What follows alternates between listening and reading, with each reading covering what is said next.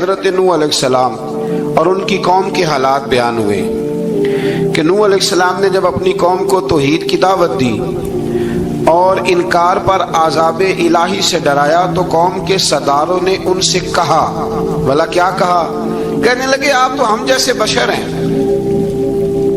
تو ہماری طرح ہی ہیں آپ، اور آپ کے پیروکار پسماندہ یعنی غریب لوگ ہیں اور کم عقل لوگ ہیں۔ ہماری رائے میں آپ کو معاذ اللہ ہم پر کوئی فضیلت حاصل نہیں، بلکہ معاذ اللہ ثم معاذ اللہ۔ کہنے لگے آپ تو جھوٹے ہیں، اللہ کے نبی کو کہہ رہے ہیں معاذ اللہ، استغفر اللہ۔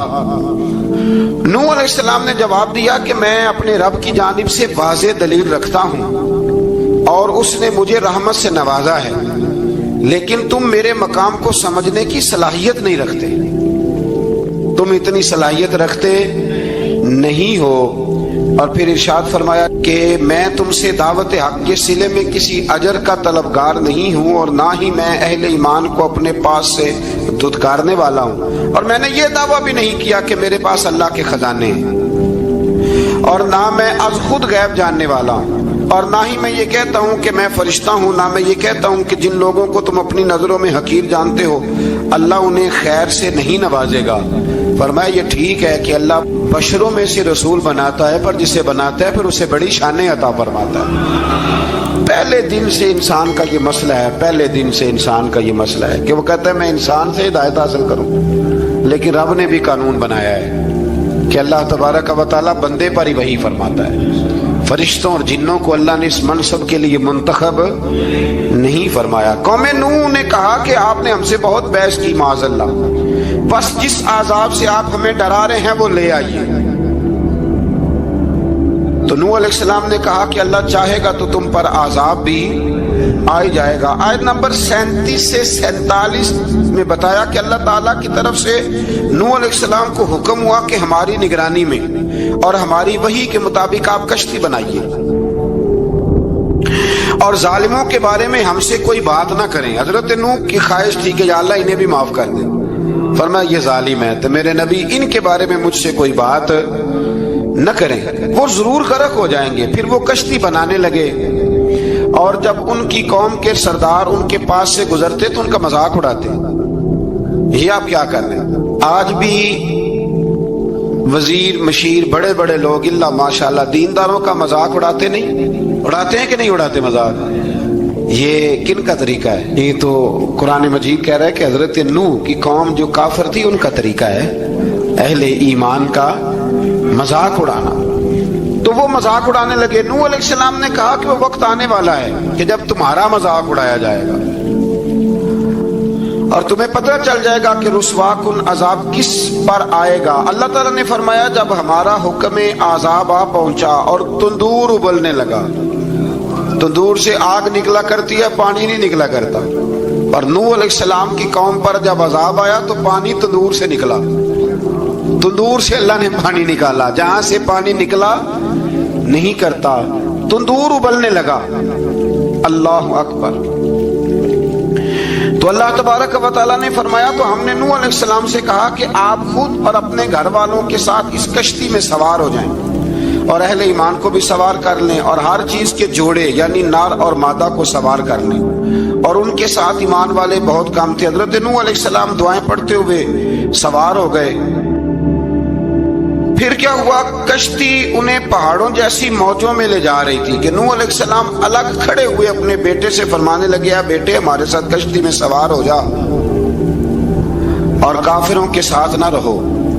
اس نے یعنی نوح علیہ السلام کے بیٹے نے کہا کہ میں آپ کے ساتھ نہیں بیٹھوں گا، ابھی کوئی پہاڑ آئے گا تو میں پہاڑ کی پناہ لے لوں گا۔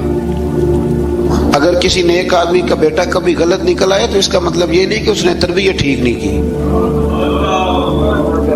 ہاں یہ اعتراض چھوڑ دیں، اس لیے کہ نوح علیہ السلام کا بیٹا کافر ہو گیا۔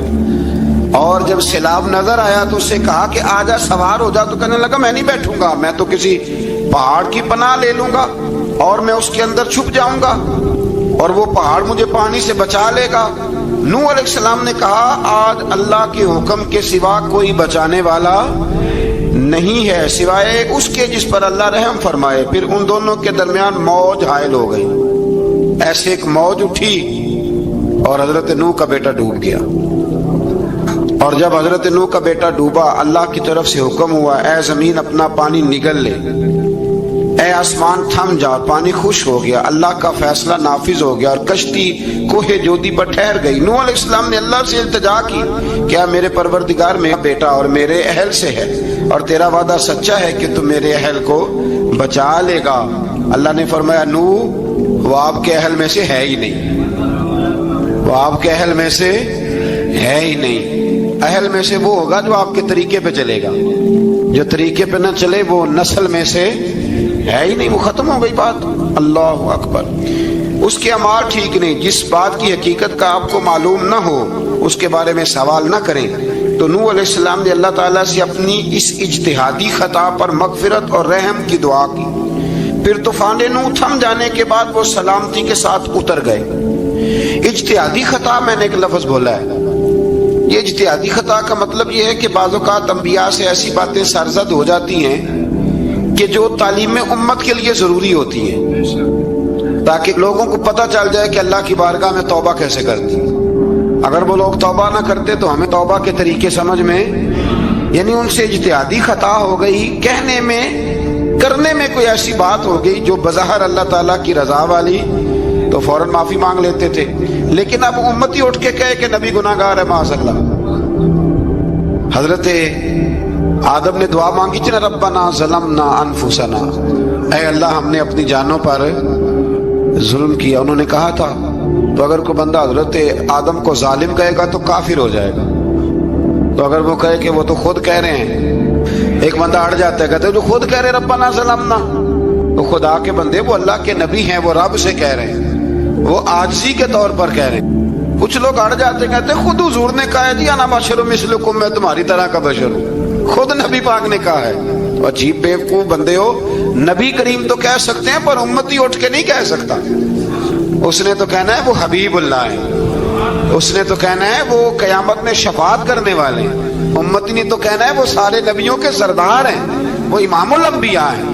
امتی وہ لفظ ادا کرے گا جو اس کے بنتے ہیں۔ اب کوئی بندہ اٹھ کے کہہ دے، دیکھے نا ایک بہت بڑا عالم تقریر کرتے ہوئے کہے جی میں تو ان پڑھ آدمی ہوں، تو اس کا شاگرد کہے کہ استاد جی قسم اٹھائے، ہاں آپ نے تقریر میں کہا نہیں میں ان پڑھ ہوں، آپ تو ان پڑھ ہے۔ تو یہ بات ادب ہے کہ بے ادبی ہے؟ چلیں اس سے آگے چلتے ہیں، یہ بھی ذرا مشکل سے سمجھ میں آئے گی۔ ایک اور بات جو جلدی سمجھ میں آ جائے گی، ایم این اے جب اعلان کرتا ہے، تقریر کرتا ہے، الیکشن لڑتا ہے، تو کہتا نہیں میں قوم کا خادم ہوں، کہتے ہیں نا کہ میں قوم کا خادم سے آپ کیا کچھ کراتے ہو؟ سارے کام کراتے ہیں نا۔ خادم کو بندہ یہ بھی کہہ لیتا ہے کہ جھاڑو دے دے گلی میں، کہتے ہو کہ نہیں کہتے؟ تو اس نے بھی تو سپیکر میں کہا میں خادم ہوں، کہو اس سے کہ جھاڑو دے گلی میں آ کے، پھر پتہ کیا حال ہوگا؟ جھاڑو تو نہیں آئے گا اور ہو سکتا ہے کچھ ہے آ جائے۔ تو اس لیے اب کوئی بندہ کہ جی انہوں خود کہا، تو ایک کچھ پوری جماعت ہے لوگوں کی جو بات کو سمجھتی نہیں، کہتے ہیں خود کہا میں بشر ہوں، انہوں نے خود کہا میں غیب نہیں جانتا، انہوں نے خود کہا میرے پاس خزانہ کوئی نہیں، انہوں نے خود کہا میرے پاس کوئی شے نہیں۔ تو اس لیے آپ سمجھیں کسی کے لفظوں پر اگر آپ گرا لگا کے بیٹھیں گے تو پھر اس سے بے ادبی ہوگی۔ تو نوح علیہ السلام نے اللہ سے اپنی اجتہادی خطا کی معافی مانگی۔ اب حضرت نوح کو کوئی خطا کار کہے گا تو بہت بڑا مجرم بن جائے گا، اس لیے کہ وہ اللہ کے نبی ہیں۔ آیت نمبر 50 میں قوم عاد کا ذکر ہے، اور ان کی طرف دعوت توحید دینے کے لیے اللہ تعالیٰ نے حضرت ہود علیہ السلام کو بھیجا۔ ہود علیہ السلام نے قوم سے کہا کہ میں تم سے کسی چیز کا اجر طلب نہیں کروں گا، میرا اجر میرے اللہ کی بارگاہ میں ہے، بس تم اپنے رب سے بخشش مانگو، پھر اس کی بارگاہ میں توبہ کرو، اللہ تعالیٰ تم پر موسلا دار بارش برسائے گا اور تمہاری قوت میں اضافہ فرمائے گا۔ قوم عاد نے دعوت حق کو رد کیا اور ایمان نہ لائے، بلکہ ہود علیہ السلام پر طنز کیا۔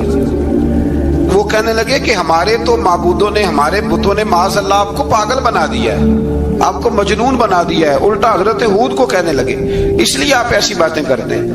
ہود علیہ السلام نے کہا میں اللہ کو گواہ بناتا ہوں اور تم بھی گواہ رہنا کہ میں تمہارے شرک سے بری ہوں اور میں اللہ پر توکل کرتا ہوں اور میں نے رسالت کا حق ادا کر دیا ہے۔ آیت نمبر 58 میں اللہ تعالیٰ نے فرمایا جب ہمارے عذاب کا وقت آ گیا تو ہم نے اپنی رحمت سے ہود اور ان کے ساتھ مومنوں کو نجات عطا کی۔ قوم عاد نے اللہ کی نشانیاں اور رسولوں کو جھٹلایا اور دنیا اور آخرت میں لعنت کے حقدار ہوئے۔ آیت نمبر 61 میں پھر سے حضرت صالح علیہ السلام اور ان کی قوم سمود کے حالات کو بیان کیا گیا ہے۔ حضرت صالح نے کہا ہے میری قوم اللہ وحدہ لا شریک کی عبادت کرو، اس سے بخشش طلب کرو، اس کی بارگاہ میں توبہ کرو، اس نے تمہیں زمین سے پیدا کیا ہے، اس پر آباد کیا ہے۔ جواب دیا ہے صالح ہمارے آباء و اجداد کے معبودوں کی عبادت کو روکنے سے پہلے ہمیں آپ سے بڑی امیدیں تھیں، اور اب آپ ہمیں روکنے لگ گئے ہیں باپ دادا کے دین سے، لیکن اب ہمیں آپ کی دعوت کے بارے میں شکوک ہیں۔ صالح علیہ السلام نے اپنی قوم سے کہا کہ یہ اللہ کی اونٹنی ہے اور یہ تمہارے لیے نشانی ہے، اسے چلنے کے لیے آزاد چھوڑ دو اور اسے تکلیف نہ دینا، اللہ اکبر، ورنہ تمہیں عذاب پہنچے گا۔ انہوں نے اونٹنی کی کونچیں کاٹ ڈالی۔ صالح علیہ السلام نے کہا تم صرف 3 دن اپنے گھروں میں مزے اٹھا لو، 3 دن، پھر اللہ کا یقینی عذاب آئے گا۔ پھر ایک چنگاڑ نے ان کو آ دبوچا، وہ اپنے گھروں میں گھٹنوں کے بل اوندے پڑے رہ گئے۔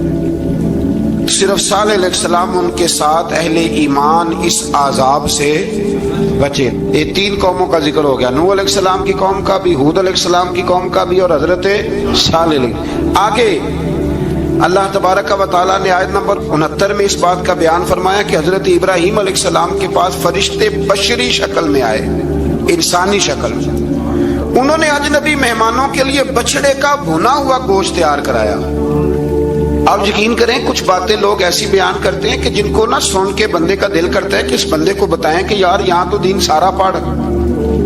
ایک صاحب مجھے کہنے لگے جی میں ایک پیر صاحب کے پاس گیا تھا تو بڑی مرغن غذائیں تھیں، انہوں نے میری بڑی خدمت کی پر مجھے نہیں اچھا لگا، پیروں کو چاہیے سادی روٹی رکھیں۔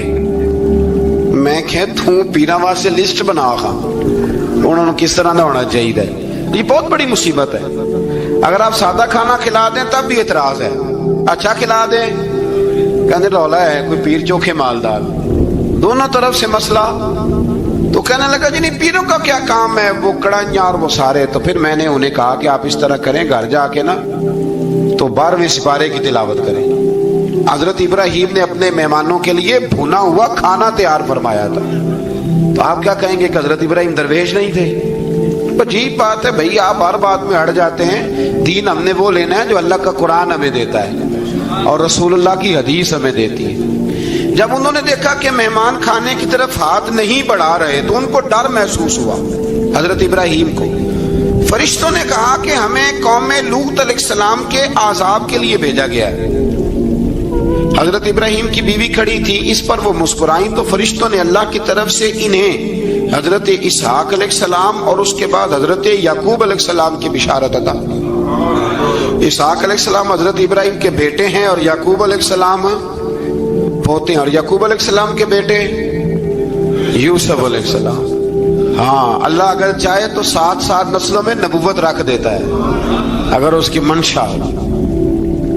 تو حضرت یعقوب کی بشارت دی۔ انہوں نے حیرت سے کہا کہ ہم دونوں میاں بیوی تو بوڑھے ہیں، اس عمر میں اولاد کیسے ہوگی؟ تو فرشتوں نے جواب دیا اے ابراہیم کے گھر والو، تم پر اللہ کی رحمتیں اور برکتیں ہوں، اللہ کی قدرت پر تمہیں کیوں تعجب ہے؟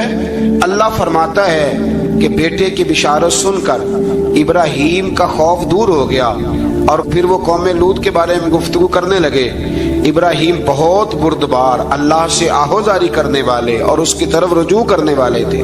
اللہ تعالیٰ نے حضرت ابراہیم علیہ السلام کو فرمایا اے ابراہیم اس گزارش سے آپ گریزاں رہیں، اس کا یقینی فیصلہ ہو چکا ہے اور ان پر نہ ٹلنے والا عذاب نازل ہو کے رہے گا۔ وہ کیا گناہ کرتے تھے؟ لوط علیہ السلام کی قوم میں میں نے بتایا تھا، مرد مردوں سے بدفعلی کرتے۔ تو حضرت ابراہیم نے بھی عرض کی، بار بار گزارش کی، بحث کی کہ اللہ مہربانی فرما ان کا عذاب۔ آپ دیکھیں نبیوں کے حوصلے کتنے بڑے ہیں، قومیں تنگ کرتی ہیں اور طرح طرح کی باتیں کرتی ہیں اور پیغمبر پھر بھی کہتے ہیں یا اللہ مہربانی فرما، اے اللہ ان سے عذاب۔ آیت نمبر 77 میں حضرت لوط علیہ السلام کی قوم کی بدعمالیوں اور لوط علیہ السلام کے اپنی قوم کو بدعمالیوں کے باعث فرشتوں کی آمد، قوم کے بدعمال لوگوں کے دوڑ کر آنے اور حضرت لوط کو ان کے سمجھانے اور ان کے انکار پر مضطرب ہونے کا ذکر ہے، جس پر فرشتوں نے حضرت لوط کو تسلی دی کہ آپ فکر نہ کریں، ہم آپ کے رب کے فرشتے ہیں، یہ آپ اور ہم تک نہیں پہنچ سکیں گے۔ آپ رات کے آخری حصے میں قوم کی طرف توجہ کیے بغیر ہجرت فرما لیں، اس لیے کہ صبح کے وقت ان پر عذاب آئے گا۔ جب اللہ کا عذاب آیا تو اس نے بستی کے اوپر کے حصے کو نیچے کر دیا اور قوم لوط کے اوپر اللہ کی طرف سے لگاتار نشان زدہ پتھر برسائے گئے، لگاتار پتھر آئے۔ آیت نمبر 84 میں اللہ تعالیٰ نے حضرت شعیب علیہ السلام اور ان کی قوم کا ذکر فرمایا ہے اور ان کے جرائم کو بیان کیا گیا ہے۔ وہ ناپ تول میں کمی کرتے تھے، دوسروں کو چیزیں کم تول کر دیتے تھے۔ اللہ تعالیٰ نے ان سے فرمایا کہ فساد فی الارض سے باز آؤ اور اپنے سے پہلے سرکش امتوں کا انجام دیکھ لو۔ جب حضرت شعیب کی نصیحتوں کا ان پر اثر نہ ہوا تو پھر اللہ تعالیٰ نے انہیں بھی عذاب سے ہلاک کر دیا۔ آیت نمبر 94 میں فرمایا کہ جب ہمارا عذاب آیا تو ہم نے اپنی رحمت سے حضرت شعیب اور ان پر ایمان لانے والوں کو بچا لیا، اور ظالموں کو ایک زبردست چنگاڑ نے پکڑ لیا تو صبح وہ اپنے گھروں میں اونٹے منہ پڑے تھے، گویا وہ کبھی وہاں آباد تھے ہی نہیں۔ آیت نمبر 96 میں حضرت موسیٰ علیہ السلام کو عطا کیے جانے والے 9 معجزات کا ذکر ہے۔ پھر فرعون اور اس کے پیروکاروں کے باطل روش کے باعث ان کی ہلاکت کا بھی ذکر فرمایا، اور دنیا اور آخرت میں انہیں ملعون یعنی لعنتی قرار دیا۔ جن بستیوں کو اللہ تعالیٰ نے ہلاک کیا ان میں سے بعض کے آثار موجود ہیں اور بعض کے آثار تک معدوم ہو چکے۔ ان میں سے ہر بستی والے اپنے ظلم کے باعث ہی ہلاک ہوئے۔ اللہ تعالیٰ کسی پر ظلم نہیں فرماتا، لوگ خود اپنی جانوں پر ظلم کرتے ہیں۔ جو شخص عذاب آخرت سے ڈرتا ہے اس کے لیے اس میں نشانیاں موجود ہیں۔ آیت نمبر 106 سے اللہ تعالیٰ نے انجام کے اعتبار سے لوگوں کی 2 قسمیں بیان کی۔ 2 قسمیں فرمایا، ایک ہیں سعادت مند لوگ اور دوسرے ہیں بدبخت۔ فرمایا بدبختوں کا ٹھکانہ جہنم ہے جس میں وہ ہمیشہ رہیں گے، اور نیک بختوں کا ٹھکانہ جنت ہے، وہ ہمیشہ اسی میں رہیں گے، اور ان کے لیے اللہ کی طرف سے نا ختم ہونے والی عطائیں۔ آیت نمبر 110 میں حضور صلی اللہ علیہ وسلم کو تسلی دی گئی کہ جس طرح یہ لوگ قرآن کے بارے میں اختلاف کرتے ہیں، اسی طرح قوم موسیٰ نے تورات کے بارے میں بھی اختلاف کیا تھا، اور اللہ نے ان کے اعمال کا پورا بدلہ انہیں دیا۔ آیت نمبر 112 سے سرکشی کو چھوڑ کر احکامات دین پر استقامت اختیار کرنے اور ظالموں کے ساتھ میل جول رکھنے سے بچنے کا حکم دیا گیا ہے، اور فرمایا کہ ظالموں سے میل جول کا انجام دوزخ کی آگ ہے۔ ہم لوگ نہ شکوہ کرتے ہیں، کسی حکومت کو بنے ہوئے 6 مہینے گزرتے ہیں تو شکوہ شروع ہو جاتا ہے، حالانکہ وہ خود تو نہیں نہ بنتے، ان کو کوئی بنانے والا ہے۔ تو ظالم کا جو مددگار ہوتا ہے وہ بھی ظالم ہوتا ہے، اس لیے احتیاط کریں۔ اور یہ صرف سیاستدانوں کی بات نہیں، دنیا کے ہر معاملے میں آپ غور کریں کہ آپ کسی ظالم کے مددگار تو نہیں۔ اللہ تعالی ہمیں حق پر استقامت عطا فرمائے۔ آیت نمبر 114 میں دن کے دونوں طرفوں میں اور ابتدائی رات کے کچھ حصے میں اللہ تعالیٰ نے نماز قائم کرنے کا حکم دیا ہے۔ رات کے کچھ حصے میں بھی نماز پڑھنی چاہیے، اور یہ بھی بتایا کہ بے شک نیکیاں گناہوں کو مٹا دیتی ہیں، اور یہ نصیحت قبول کرنے والوں کے لیے نصیحت ہے۔ آیت نمبر 120 میں اللہ تعالیٰ نے فرمایا کہ ہم آپ صلی اللہ علیہ وسلم کو رسولوں کی تمام خبریں آپ کے دل کی تسکین اور تقویت کے لیے بیان کرتے ہیں، اور ان میں مومنوں کے لیے نصیحت اور عبرت ہے کہ ان ساری باتوں سے عبرت پکڑ لو۔ بچہ صرف وہی جو اللہ کے نبیوں کے طریقے پہ چلا اور نبیوں کے ساتھ رہا، باقی بچ سکے نہیں۔ اللہ تعالیٰ کی طرف سے توحید و رسالت اور وقوع قیامت کے دلائل بھی ہیں۔ آیت نمبر 123 میں فرمایا کہ آسمانوں اور زمینوں میں سب غیب اللہ ہی کے ساتھ مختص ہیں، اور ہر کام اسی کی طرف لوٹایا جاتا ہے۔ آپ اسی کی عبادت کیجئے، اسی پر توکل کیجئے، اور آپ کا رب لوگوں کے اعمال سے غافل نہیں ہے۔ اسی بارے میں نا آگے سورۃ یوسف شروع ہو رہی ہے۔ اس کو اللہ تعالیٰ نے کہا ہے کہ یہ بڑا پیارا قصہ ہے، احسن القصص کا، قصوں میں سونا قصہ۔ تو یہ کچھ 12ویں پارے میں اور کچھ 13ویں پارے میں ہے۔ میں نے یہ ارادہ کیا ہے کہ یہ ایک ہی دن پوری بیان کی جائے۔ قوم سبت کا ذکر فرمایا اللہ نے۔ ہفتے والے دن کچھ لوگ نافرمانی کرتے ہیں، ہمارے بھی ہیلے بہانے ہیں نا آج کل کاروبار میں. تو اسی سپارے کی آیت نمبر 65 کے اندر اللہ تعالیٰ نے حضرت داؤد کی قوم کا ذکر کیا کہ اللہ نے انہیں حکم دیا تھا کہ ہفتے والے دن مچھلیاں نہیں پکڑنی. تو وہ کہتے تھے چلو ہاتھ لگا کے نہیں پکڑنی, ہاتھ لگا کے. وہ ہمارے لوگ ہیلے بہانے تلاش کر لیتے ہیں نا. وہ بڑے جناب انشورنس والا آ گیا, اب وہ بینک والا آ گیا, اب وہ فلانے صاحب آ گئے, وہ تروڑ مروڑ کے کہانیاں باتیں, اور پھر ہمیں بھی رستے مل جاتے ہیں بچنے کے. مفتی صاحب نے کہہ دیا تھا ایک مولانا سے میں نے ان کو کہا ہفتے والے دن مچھلیاں نہیں پکڑنے کا. نہیں پکڑتے, چھوٹے چھوٹے حوض بنا لیے. تو مچھلیاں زیادہ آتی تھی اس دن, یہ بھی اللہ کی قدرت تھی. نماز کے وقت گاہک زیادہ آتے ہیں, یہ اس کی قدرت ہوتی ہے. تو وہ مچھلیاں حوض میں جمع ہو جاتی ہیں. یوں سمجھ لیں کہ جال انہوں نے لگا لیے ہوئے, تو جال میں وہ پھنستی رہتی تھی, حوضوں میں آتی رہتی تھی. ہفتے کو نہیں پکڑتے تھے, اتوار کو پکڑ لیتے تھے. تو پھر اللہ نے انہیں سزا دی. فرمایا تماشے کرتے ہو اللہ کے حکم کے ساتھ. کیا سزا دی؟ فَقُلْنَا لَهُمْ كُونُوا قِرَادَةً خَاسِئِينَ. فرمایا بندر بن جاؤ دھتکارے ہوئے. جو رزق حرام طریقے سے کماتے تھے رب انہیں بندر بنا دیتا تھا. ابھی بھی میں نے دیکھے ہیں بڑے بڑے تاجر پاگلوں جیسی زندگی گزار رہے ہیں. نفسیاتی طور پہ سکون نہیں ہے, کروڑوں روپیہ پڑا ہے. کیوں؟ اس لیے کہ رب کے بتائے ہوئے طریقے کے مطابق تجارت نہیں کرتے. آگے ایک اور دلچسپ بات آ گئی. بنی اسرائیل کے اندر نا ایک شخص نے اپنے چچا کو قتل کر دیا جائیداد کے لیے. یہ دیکھیں کب سے لوگ جائیداد کے لیے قتل کرتے آ رہے ہیں. چچا کو قتل کر دیا, اور قتل کر کے حضرت موسیٰ علیہ السلام کے پاس آئے کہ میرے چچا کو کسی نے قتل کر دیا ہے, تو بتائیں کیا کر لیں. تو آپ نے فرمایا کہ گائے ذبح کرو, اور اس کا ایک ٹکڑا مقتول کو مارو, مرنے والے کو. وہ خود اٹھ کے بتا دے گا مجھے کس نے قتل کیا ہے. اب ارادہ نہیں تھا گائے ذبح کرنے کا, تو بہانے کرنے لگے. ارادہ نہیں نہ ہوتا تو پھر کیا ہوتے ہیں, کہنے لگے گائے کس طرح کی ہو, بوڑھی ہو کہ بچی ہو, رنگ کیسا ہو, جوان ہو کہ چھوٹی ہو, حال میں ایک دفعہ چلنا سیکھ گئی ہو یا ابھی نہ سیکھی ہو. تو بتاتے گئے تو رب بھی شرطیں بیان کرتا گیا. گہرے زرد رنگ کی ہو, حال کے اندر اسے نہ چلایا گیا ہو, پانی نہ نکالا گیا ہو, نہ بچی ہو نہ جوان ہو, اس کے درمیان ہو. یہ ساری شرطیں کہاں پائی جاتی تھی؟ حضرت موسیٰ علیہ السلام کی قوم کا ایک شخص تھا جو اللہ کا ولی تھا. وہ جب انتقال کرنے لگا نا, اللہ اکبر, دیکھو رب ولیوں کی اولادوں پر بھی کتنا فضل فرماتا ہے. وہ جب انتقال کرنے لگا تو ایک اس کے پاس چھوٹی سی بچیا تھی, گائے کی بچی. اس نے جنگل میں چھوڑ دی. کہنے لگا یا اللہ میں تیرے نام پہ چھوڑتا ہوں, میرا بچہ جوان ہو جائے تو اسے دے دینا, اور تو سرمایہ ہی کوئی نہیں. بچہ بڑا ہوا تو بچہ بھی بڑا نیک تھا, اپنی ماں کا بڑا فرما بردار تھا. اس کی ماں نے کہا بیٹا تیرے باپ نے ایک گائے چھوڑی تھی. تو بچہ جنگل میں گیا اور جا کے کہنے لگا اے اللہ میری گائے مجھ سے ملا دے. تو رب کریم نے وہ گائے واپس کر دی. وہ گائے گھر لے آیا. اب وہ کہنے لگا اماں بیچ دوں, تو اماں کہنے لگی بیٹا میرے پوچھے بغیر نہ بیچنا. کئی دفعہ کہا لگے, پر اس نے کہا جب تک میری اماں نہ کہے گی میں بیچوں گا. ادھر بنی اسرائیل والے شرطیں جتنی گائے کے بارے میں پوچھ چکے تھے وہ ساری اسی گائے میں پائی جاتی تھی. تو یہ ڈھونڈتے ڈھونڈتے وہاں پہنچ گئے. تو کہنے لگے گائے چاہیے. تو اس نے کہا بھی تمہاری مرضی سے نہیں, قیمت میری مرضی کی.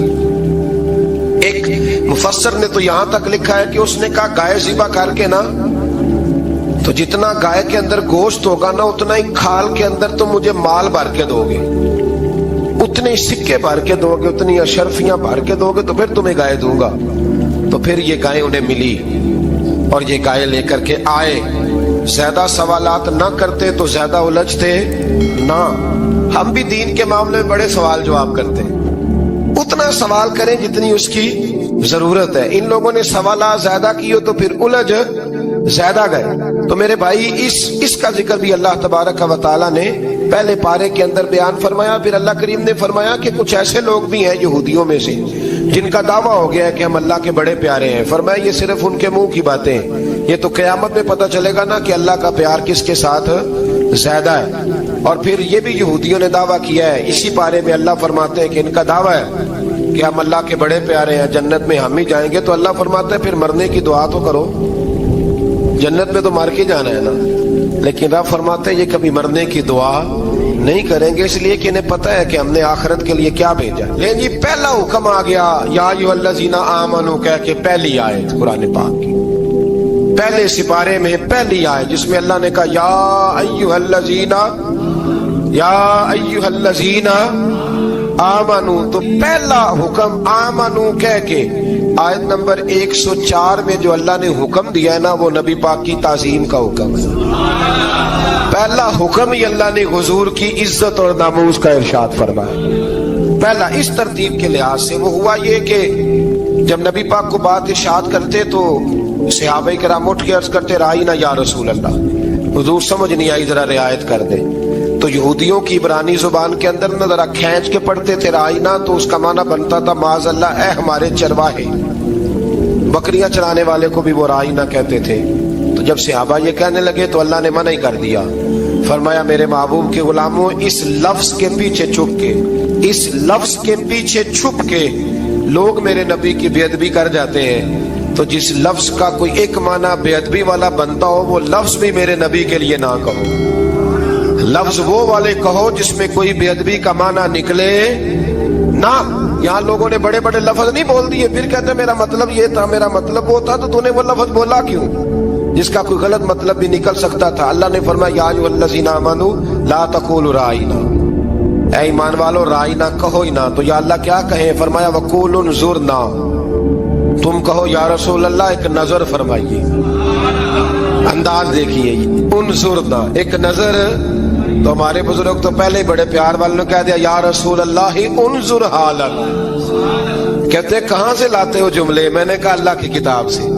یا رسول اللہ انظر حالنا یا حبیب اللہ اسمع قالا، تو تم کہو انظرنا، محبوب نظر کرم کرے، واسمعوا، اور کیا ضرورت ہے دوبارہ پوچھنے کی؟ اللہ کہتا ہے پہلے ہی دھیان سے سنا کرو، پہلے ہی واسمعوا، پہلے ہی احتیاط سے سنو، وللکافرین عذاب علیم، اور کافروں کے لیے دردناک عذاب ہے۔ لیکن جی اسی پارے میں اللہ تبارک و تعالیٰ نے پھر اہل یہود کا ذکر کیا، تو یہود کہنے لگے کہ ہم حضرت ابراہیم کے ماننے والے ہیں، تو اللہ کریم نے وہ بھی ذکر کیا کہ میں نے تو ابراہیم کو آزمایا ہے، وَإِذِ ابْتَلَىٰ إِبْرَاهِيمَ رَبُّهُ بِكَلِمَاتٍ فَأَتَمَّهُنَّ، ہم نے ابراہیم کو کچھ چیزوں سے آزمایا ہے، وہ ہماری آزمائش پہ پورے اترے۔ قَالَ إِنِّي جَاعِلُكَ لِلنَّاسِ إِمَامًا، تو پھر ہم نے انہیں کہا کہ ہم آپ کو پوری دنیا کا امام بنائیں گے۔ وہ آزمائش کیا تھی؟ آگ میں جانا بھی آزمائش، بیٹے کا نہ ہونا بھی آزمائش، بیٹا ہوا تو پھر اسے وادی غیر ذی زرع ان میں چھوڑ کے آنا بھی آزمائش، بڑا ہوا تو پھر ذبح کرنا بھی آزمائش۔ فرمایا جہاں جہاں آزمایا ہے نا، ابراہیم ہماری آزمائش میں پورے اترے۔ فرمایا تو مفت میں حضرت ابراہیم کی اولاد بنتے ہو اور ان کا نام لیتے ہو اور ان کے ساتھ اپنا تعلق بناتے ہو، دیکھو تو صحیح وہ کتنی آزمائشوں سے گزرے۔ تو اس کا بھی اللہ نے اسی میں ذکر فرمایا۔ اور پھر وہ بات کرتے تھے حضرت یعقوب کی اور حضرت اسحاق کی، تو فرمایا وہ تو ہمارے اتنے خاص بندے تھے کہ وصال کا وقت بھی انہوں نے اپنی اولادوں کو نصیحت فرمائی تھی کہ اللہ کی توحید پہ قائم رہنا، اس کا ذکر بھی اللہ نے اسی پارے میں بیان فرمایا۔ اور جو حضرت ابراہیم اور جناب اسماعیل نے کعبہ تعمیر کیا تو اس کا ذکر بھی اللہ تعالیٰ نے اسی پارے میں فرمایا۔ اور فرمایا جب وہ کعبہ بنا رہے تھے تو کہہ رہے تھے ربنا تقبل منا، کہہ رہے تھے اے اللہ بنا ہم نے دیا ہے پر مہربانی فرما ہم سے قبول فرما لے۔ تو جو آیہ کریمہ آخر میں عرض کرنا چاہتا ہوں اس پر بھی تھوڑی توجہ فرمائیں گے تو بات بڑی نکھر کے باہر آئے گی۔ یہ 16ویں رکوع کے اندر اللہ نے پھر یہود کا اور عیسائیت کا ذکر فرمایا، تو اللہ کریم نے ایک بات ارشاد فرمائی۔ یہودیوں کے ہاں جب کوئی بچہ پیدا ہوتا تھا پیلے رنگ کے ساتھ اس کو رنگتے تھے، یا کوئی خاص رنگ تھا ان کا، بچہ پیدا ہوتا تو اس پر وہ رنگ چڑھاتے ہیں کہ یہ جی ہمارے مذہب کا رنگ ہے۔ ہمارے ہاں بھی رسمیں ہیں نا اپنی اپنی، معاذ اللہ اپنی اپنی نہیں ہونی چاہیے، اللہ رسول کا حکم ہونا چاہیے۔ تو یہودیوں کے ہاں بچہ پیدا ہوتا تو ایک خاص رنگ چڑھاتے، عیسائیوں کے ہاں پیدا ہوتا تو وہ بھی ایک خاص رنگ چڑھاتے۔ تو مسلمانوں کے ہاں بچے پیدا ہوئے تو انہوں نے بھی توجہ کی کہ یہ کیا ہو رہا ہے، تو رب کریم نے فرمایا صبغۃ اللہ، رنگ اللہ کا ہی ہے۔ ومن احسن من اللہ صبغا، اور فرمایا اللہ کے رنگ سے زیادہ خوبصورت کس کا رنگ ہو سکتا ہے؟ اللہ کا رنگ کیا ہے؟ لا الہ الا اللہ محمد الرسول اللہ صلی اللہ علیہ، فرمایا نیلے پیلے کالے رنگ نہ چڑھاؤ، اپنے ذہن پر توحید و رسالت کا رنگ چڑھاؤ، یہ سب سے بہترین رنگ ہے۔ اگر تمہارے ذہنوں پر رب رسول کی توحید کا رنگ چڑھ گیا تو یہ وہ والا رنگ ہے، پھر تمہیں کسی اور رنگ کی طرف جانے کی ضرورت نہیں پڑے گی۔ تو فرمایا رنگ وہ پیدا کرو جو توحید کا ہے، رسالت کا ہے، اس رنگ کی توجہ کرو۔ قرآن مجید کے اس پارے میں اللہ کریم نے مختلف باتیں بیان کر کے آخری رکوع میں یہ جو رنگ کا ذکر فرمایا نا، تو یہ لگتا ہے پورے پارے کا خلاصہ ہے کہ رب کریم نے فرمایا اصل بات یہ ہے کہ تمہاری سوچوں پہ رب رسول کی توحید و رسالت کا رنگ ہونا چاہیے۔ وہ ایک دفعہ مسلمہ کذاب بے ایمان کہنے لگا میں نے بنا لیا قرآن پاک کا جواب، معاذ اللہ۔ جواب کیا بنایا؟ وہ سورت ہے نا القاریہ تم القاریہ وما ادراک ما القاریہ، کھڑکھڑانے والی کیا ہے؟ کھڑکھڑانے والی تمہیں کیا پتا کیا ہے؟ کھڑکھڑی قیامت کا ذکر ہے۔ کہنے لگا میں نے اس جیسی صورت بنا لیا، تو کیا بنایا؟ الفیل ملفیل وما ادراک ما الفیل، کہنے لگا ہاتھی، تمہیں کیا پتا کیا ہاتھی؟ تم کیا جانو کیا ہاتھی؟ تو پاس جو اس کے اپنے بیٹھے تھے نا چیلے، وہ کہنے لگے چپ کر جا، سارے زمانے کو پتا ہے ہاتھی کیا ہوتا ہے۔ تو پاگل ہے، اس کے دو کان ہوتے ہیں، ایک سونڈ ہوتی ہے، چار اس کے پیر ہوتے ہیں۔ بیوقوف آدمی قرآن کا مقابلہ کرنا ہے تو کچھ چج کے ساتھ کر، پاگلوں کی طرح مقابلہ کرے گا، جوتے کھائے گا بھی ہمیں بھی پڑھوائے گا۔ تو قرآن مجید کا کوئی مقابلہ کر سکا؟ تو اس آیہ مبارکہ میں اللہ نے کافروں کو یہ کہا اگر مقابلہ نہیں کر سکتے تو پھر اللہ سے ڈرو، ورنہ دوزخ میں ڈالے جاؤ گے، وہ جس کا ایندھن آدمی اور پتھر ہے، اور بنائی بھی کافروں کے لیے گئی ہے۔ اعدت للکافرین، جہنم کس کے لیے بنائی گئی ہے؟ کافروں اور منافقوں کے لیے۔ مسلمانوں کے لیے بنائی گئی، مسلمان مرضی سے چھلانگے لگائیں تو ان کی موج ہے، ورنہ ان کے لیے جہنم، ان کے لیے اللہ نے جنت بنائی ہے۔ اور یہ بات کرتے ہی رب کریم نے فرمایا اے محبوب علیہ الصلوۃ والسلام، مومنوں کو خوشخبری دے دیں کہ اللہ نے ان کے لیے جنت بنائی ہے، اس میں باغات ہیں، انہیں رزق دیا جائے گا کھانے کے لیے، اور اس میں انہیں پاکیزہ بیویاں دی جائیں گی، اور پھر وہ اس میں ہمیشہ رہیں گے، انہیں اس سے نکالا نہیں جائے گا۔ آگے جو آیات کریمہ ہے نا، اس کے اندر اللہ تبارک و تعالیٰ نے فرمایا ہے کہ اللہ حیا نہیں کرتا سمجھانے کے لیے مچھر کی مثال بھی دینی پڑے۔ فرمایا قرآن سے کچھ لوگ ہدایت حاصل کرتے ہیں اور کچھ گمراہ ہو جاتے ہیں۔ جب لوگ اپنی مرضی کی تشریحات چاہتے ہیں تو گمراہ ہوتے ہیں، اور جب قرآن کو رسول اللہ صلی اللہ علیہ وسلم اور امت مسلمہ کی تشریحات کی روشنی میں سمجھتے ہیں تو پھر اللہ ہدایت عطا فرماتا ہے۔ پھر اللہ تبارک و تعالیٰ نے آگے ارشاد فرمایا حضرت آدم کی پیدائش کا واقعہ۔ کچھ مفسرین نے لکھا ہے اللہ نے مشورہ کیا تھا فرشتوں سے، وَإِذْ قَالَ رَبُّكَ لِلْمَلَائِكَةِ إِنِّي جَاعِلٌ فِي الْأَرْضِ خَلِيفَةً، لیکن کچھ مفسرین کہتے ہیں کہ اللہ کو ضرورت نہیں فرشتوں سے مشورہ کرنے کی، اللہ نے فرشتوں سے مشورہ نہیں کیا، بلکہ رب نے انہیں آگاہ فرمایا تھا کہ میں لگا ہوں زمین پہ اپنا نائب بنانے، میں خلافت دینے لگا ہوں زمین پہ۔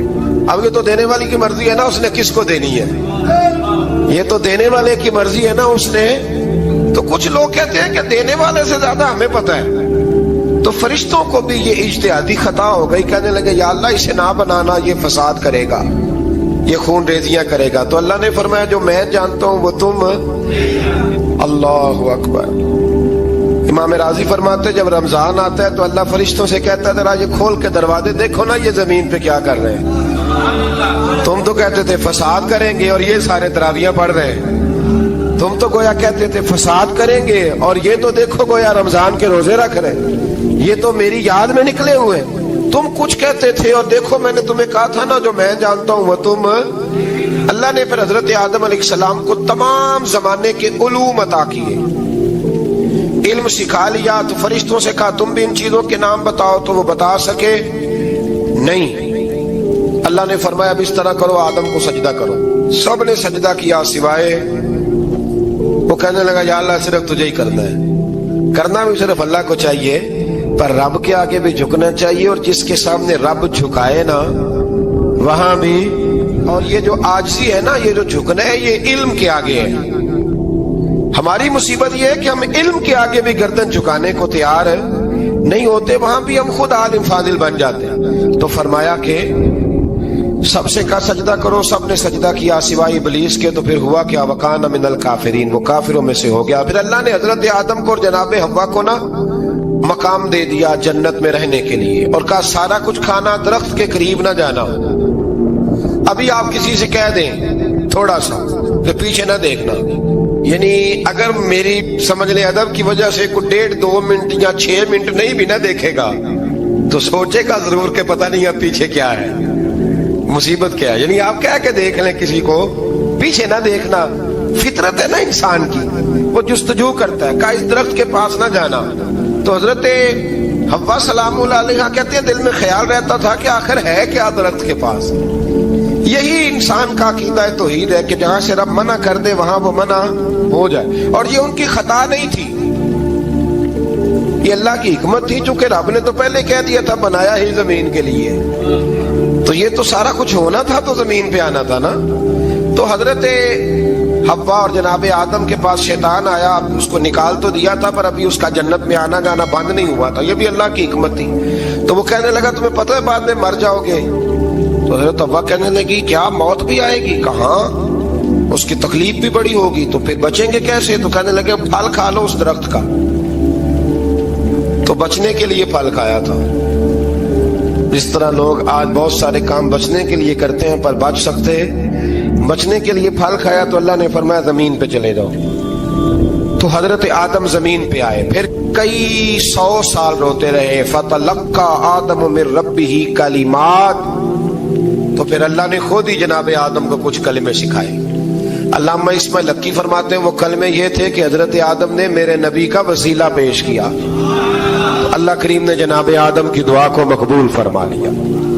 پھر آگے بنی اسرائیل کا ذکر آ جاتا ہے۔ اللہ تعالیٰ نے بنی اسرائیل، آج آپ اسی قوم کو یہودی کہتے ہیں، ان کو اللہ نے اس زمانے میں فضیلت عطا کی تھی بہت زیادہ۔